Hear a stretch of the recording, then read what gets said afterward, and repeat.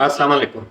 देखें, जब आप बाज़ार से गुज़र रहे होते हैं तो इस किस्म के बैनर्स आपको तकरीबन हर शॉप के ऊपर नज़र आता है, जिसके ऊपर ये क्लेम किए जाते हैं कि आपको फ्लैट 50%, फ्लैट 30% और कुछ तो इससे भी एक स्टेप आगे चले जाते हैं और डिस्प्ले करते हैं कि फ्लैट 50 प्लस 20% ऑफर।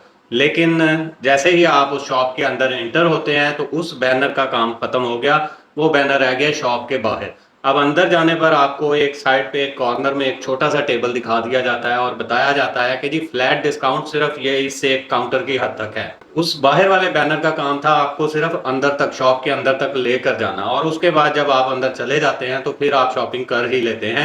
आपको ये भी बताया जाता है कि फ्लैट 50% के साथ नीचे छोटा सा ये टर्म्स एंड कंडीशन अप्लाई लिखा हुआ है, जो कि बिल्कुल इलीगल है। और इससे पाकिस्तान में तकरीबन 70% लोगों का कॉन्फिडेंस इस किस्म की एडवर्टाइजिंग की वजह से अब प्रोडक्ट से ही खत्म हो गया है। 30% जो कंज्यूमर हैं वो इस किस्म की शिकायत ऑलरेडी दर्ज कर चुके हैं, लेकिन अफसोस की बात है कि 20% लोग जिनको ये इंफॉर्मेशन ऑलरेडी है जो मैं अभी आपको देने वाला हूं, वो अपने इस राइट को एक्सरसाइज नहीं करते और इसी तरह से इन बिजनेसेस की स्मॉल प्रैक्टिस को वो एक तरह से सपोर्ट कर रहे हैं और इसको एनकरेज कर रहे हैं। तो हमने उनका साथ नहीं देना, हमने अवेयरनेस देनी है दूसरों को भी और खुद भी इसके ऊपर एक्शन लेना है। असल में ये वो डिसेप्टिव मार्केटिंग और बेट एंड स्विच की टेक्निक्स इस्तेमाल कर रहे हैं जो कि पाकिस्तान में बिल्कुल इलीगल हैं।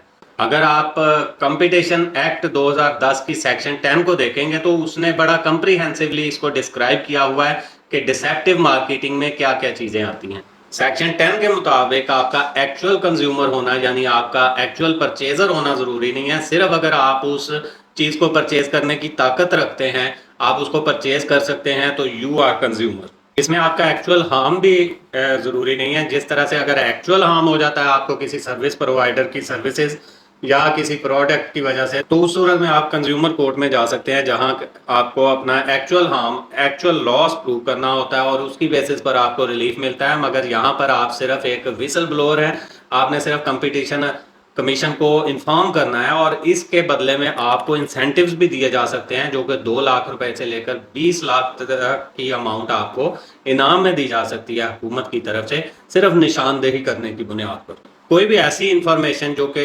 मटेरियल इंफॉर्मेशन कहलाती है, जो कि आपकी डिसीजन को मैनिपुलेट कर सकती है।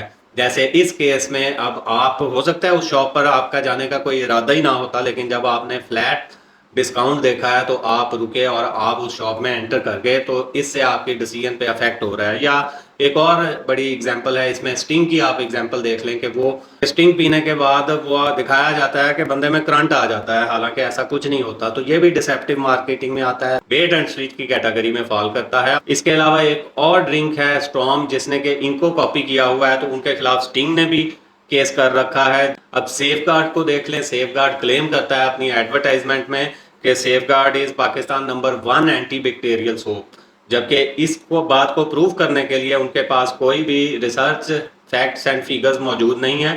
इस वजह से उनको 1 करोड़ रुपए का जुर्माना हो चुका है डिसेप्टिव मार्केटिंग की सेक्शन 10 के तहत। अब इस केस में, ये जो बैनर का केस है, इसमें कानून ये कहता है कि अगर आपने 50% डिस्काउंट लिखा है और अगर अप टू 50% है, तो अप टू का भी साइज वही होना चाहिए जो कि 50% का है, और इसी तरह से टी एंड सी का भी साइज सेम होना चाहिए जो कि 50% का आपने लिखा है, ताकि दूर से वो भी चीज़ नज़र आए कंज्यूमर को और उसकी बेसिस पर वो इन्फॉर्म डिसीजन ले सकें।